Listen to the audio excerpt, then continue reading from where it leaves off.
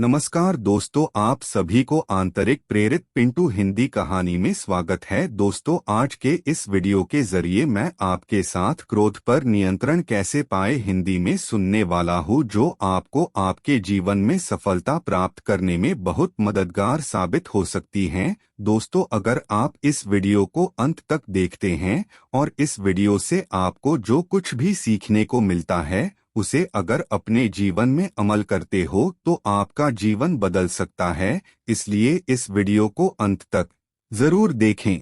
बुद्ध भगवान एक गांव में उपदेश दे रहे थे। उन्होंने कहा कि हर किसी को धरती माता की तरह सहनशील तथा क्षमाशील होना चाहिए।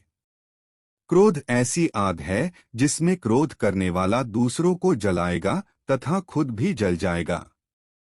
सभा में सभी शांति से बुद्ध की वाणी सुन रहे थे, लेकिन वहां स्वभाव से ही अतिक्रोधी एक ऐसा व्यक्ति भी बैठा हुआ था जिसे ये सारी बातें बेतुकी लग रही थी। वह कुछ देर ये सब सुनता रहा, फिर अचानक ही आग बबूला होकर बोलने लगा, तुम पाखंडी हो। बड़ी बड़ी बातें करना यही तुम्हारा काम है। तुम लोगों को भ्रमित कर रहे हो। तुम्हारी ये बातें आज के समय में कोई मायने नहीं रखती हैं। ऐसे कई कटु वचनों सुनकर भी बुद्ध शांत रहे। अपनी बातों से ना तो वह दुखी हुए, ना ही कोई प्रतिक्रिया की। यह देखकर वह व्यक्ति और भी क्रोधित हो गया और उसने बुद्ध के मुंह पर थूककर वहां से चला गया। अगले दिन जब उस व्यक्ति का क्रोध शांत हुआ तो उसे अपने बुरे व्यवहार के कारण पछतावे की आग में जलने लगा और वह उन्हें ढूंढते हुए उसी स्थान पर पहुंचा। पर बुद्ध कहाँ मिलते, वह तो अपने शिष्यों के साथ पास वाले एक अन्य गांव निकल चुके थे। व्यक्ति ने बुद्ध के बारे में लोगों से पूछा और ढूंढते ढूंढते जहां बुद्ध प्रवचन दे रहे थे वहां पहुंच गया। उन्हें देखते ही वह उनके चरणों में गिर पड़ा और बोला, मुझे क्षमा कीजिए प्रभु। बुद्ध ने पूछा, कौन हो भाई? तुम्हें क्या हुआ है? क्यों क्षमा मांग रहे हो? उसने कहा, क्या आप भूल गए? मैं वही हूं जिसने कल आपके साथ बहुत बुरा व्यवहार किया था। मैं शर्मिंदा हूं। मैं मेरे दुष्ट आचरण की क्षमा याचना करने आया हूं।